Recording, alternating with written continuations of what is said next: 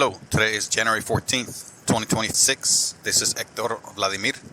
Today I'd like to speak about electric vehicles, EVs, and the so-called range anxiety. The range anxiety that many people claim they have, or the reason or pretext that they use to not get an EV, to go against EVs, to be on the defensive and offensive, and criticize electric vehicles and how they're not ready, how they're not reliable, they're not good enough, and how they don't have enough range. And it is an amusing pretext or excuse to go against or not get an EV about range, because EVs routinely now, very commonly, have over 250 miles of range. That's one full charge will take you up to 250 miles or better. That's 402 kilometers. Some EVs go even higher, and increasingly so they are the more affordable ones, not necessarily the super expensive ones. Electric vehicles, such as back maybe about 4 or 5 years, for you to get better than 250 miles of range. That's 402 kilometers. Here in the US specifically, I'm speaking of, you would have to get either a Tesla or a very high-end electric vehicle, perhaps Mercedes, Volvo, or a very high-end Nissan. Electric vehicle, an extended range, they called it. But now, routinely, it's pretty much standard that vehicles have 250 miles of range or better. Some of them are pushing the 300-mile range now. 483 kilometers. And even above that. And this is for the standard range. Of course, the extended range probably would be a lot more than that, maybe 350 to 400 now. 563 to 643 kilometers.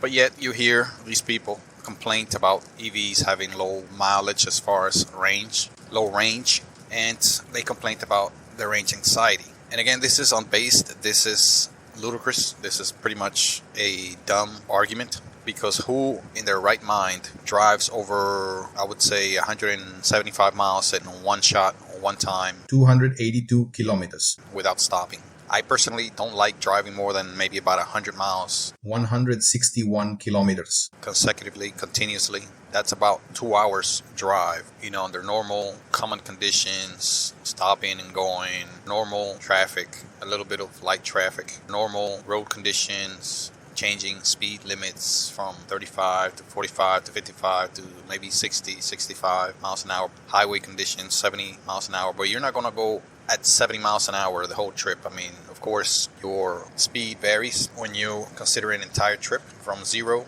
miles per hour, talking about here in the US, of course, and perhaps 65, maybe 70 miles an hour on the top end. So on average, you probably be pushing about 40 miles an hour. This is average speed when you average out the speeds that you achieved during the entire trip. So 100 miles will take about 2 hours to drive under normal conditions, and that's about as much as I want to drive without getting out of the car.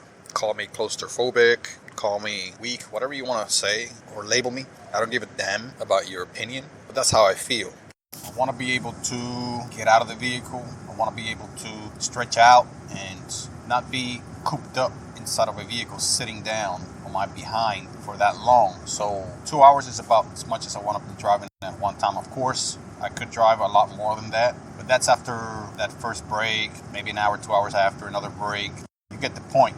So you don't really need more than perhaps 200 miles. That's pretty much the extreme of what somebody should be driving consecutively, continuously. If you drive more than 200 miles, you're already pushing your physical limits. Your legs are going to start cramping up. You're going to start getting numb back, lower back. It's going to start suffering and getting cramps and pains. Your sight, your eyes are going to start tiring from just looking at the road and everything around it. And your attention is going to be limited. Increasingly so, you're going to start making bad decisions, poor judgments. So you need to rest. You need to get up. You need to stretch out. You need to let your blood flow go to your areas where you've been putting pressure all that time, especially your legs, buttocks, lower back, middle back, and even your elbows need to basically get some rest. Your hands, your wrist. Again, not to mention your sight, your concentration, your attention. You need to get a little rest from that. Get a break, breather, drink some water, get some liquids, eat a fruit, and of course stretch out if you can. Very recommended that you stretch out if at all possible. Walk around a little bit, then get back on the road. By the time you do all of these things, it's been about 20 to 30 minutes. Under normal conditions, 20 to 30 minutes is more than enough time. Today's technology, right now, currently, for an EV to recharge 200 miles, put back 200 miles into your electric vehicle. There you go. If you were to drive the extreme limit, let's say 200 miles at one point, you need about a 20 to 30 minute break anyway. So stop at a charger. There's a lot of them, and they are popping up everywhere now. They are being built pretty much every week, every month. They're putting more in more places. And I'm talking about the fast level 3 charging stations. So those are not hard to find. They're located in your GPS map. You can search them with your search engine. It'll put it on your map. Most people use their phone as a GPS device. You can just search it there. EV charging station. Or your vehicle may have that capability where it will locate those for you, tell you where to go, and tell you how to get there, tell you how much time it will take to get there, what distance. Some vehicles will even map out several stops if you're going to go on a long trip and recommend where you should stop. So the situation has improved dramatically when it comes to charging, especially the applications that help you find chargers. They have improved quite a bit, especially those included in electric vehicles.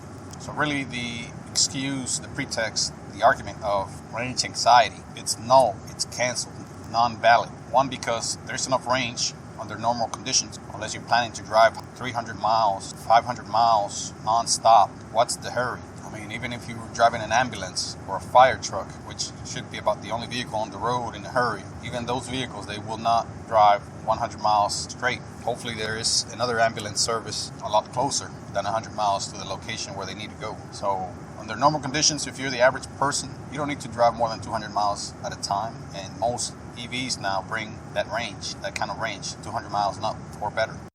So plan your stops, take a break, take some water and fruits with you if you're going to go on a long trip, which should be minimal, should be done very seldomly. I mean, people talk about like they need 400 miles range on their EV, like they're taking a road trip every week.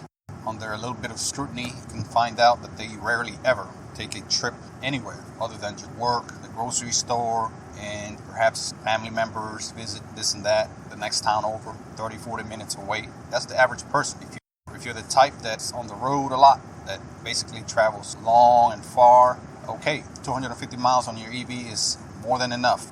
Quit crying, quit complaining, quit hollering when it's unbased and just ridiculous. Your argument is invalid, doesn't stand, can't hold water. 2 minutes of research will stamp out any kind of argument against EV range and EV range anxiety.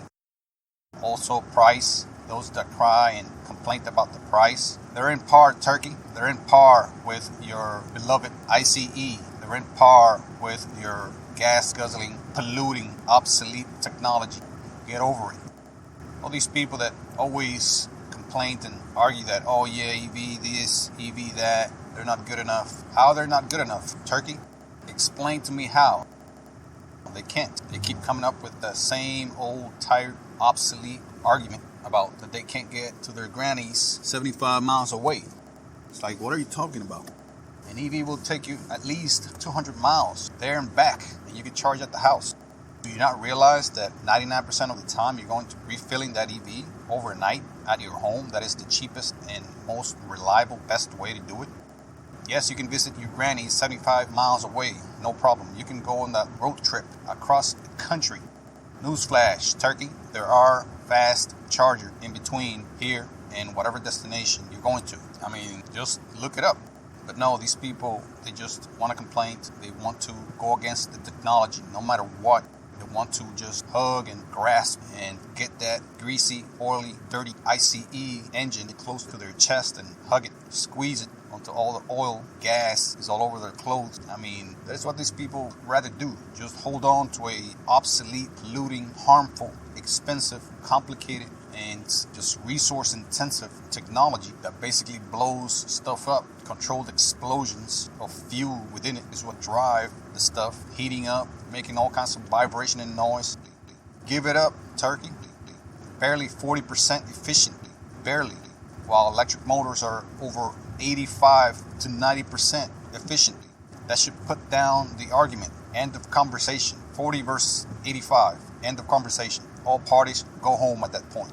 But no, they want to keep arguing. They want to keep the argument. They want to keep going. They want to keep saying how engines are better, how that noise and vibration and all that smoke is somehow better, is somehow going to make them feel good. They're not faster, Turkey. It's been proven over and over in drag strips all over the freaking nation. Electric cars are even banned from some race strips, because they're faster. So put that down. Let it go. They're not faster. They're not better, more efficient. They're not cheaper. I mean, what is it that you want to bring to the table to make the argument that EVs are not worth it, are not ready? They've been ready, Turkey. They've been ready for about 10 years now. How much better do you need them to be before you get on board, before you embrace the technology superior as it is? Turkey, they've been ready for 100 years. 100 years. They were just stamped out. They were competing with fuel technology. EVs were 100 years ago. Somehow, the dirtier technology won out because it was more macho. It's insane. I'm not sure how this happened, took place. They had electric vehicles on the road 100 years ago. Quiet, powerful, dependable, with about the same damn capability as the internal combustion engine vehicles. All electric, working with batteries, lead acid batteries. So that's where we're at. The situation, the current administration is just not sparing any effort in propping up fossil fuels, the technologies, the drilling, mining, while at the same time stamping out electric vehicles. This clown, Mr. Tesla, went into the government, somehow got in there as some kind of czar or some kind of advisor. And Mr. Electric Vehicle, the first thing he did is take out a bunch of electric vehicle chargers that the government had installed. A whole bunch of them, I want to say thousands. Mr. Electric Car, what a fraud, what a mole. It's clear as day. What will it take for people to figure out that they've been mooned by this clown? Come on, guys, wake up. We'll leave it at that. Basically, that's my argument against all of the nonsense out there about electric vehicles. At least some of this nonsense, not all of it, there's a lot more. But at least my counter argument against all of the BS out there, basically, that's what it is. All the smoke out there. Thank you very much.